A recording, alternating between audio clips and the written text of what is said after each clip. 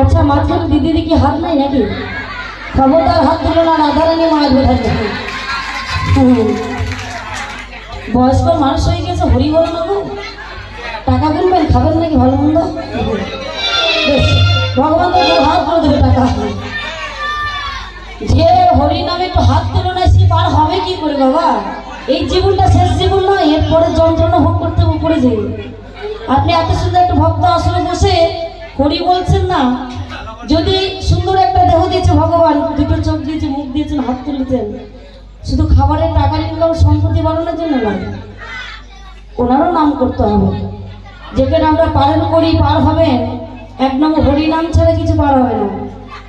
একটু সবাই এই জীবিত থাকতে, মুখ থাকতে কথা বলতে পারছেন, যদি হরি না বলেছেন, পরের জন্মে যদি মানুষগুলো জন্ম পান, তাহলে কিন্তু বুড়ো হয়ে জন্ম নিতে হবে। হাত থাকবে না, জগন্নাথের হাত করা হয়ে থাকবে, বুঝলাম? একটু চলেন।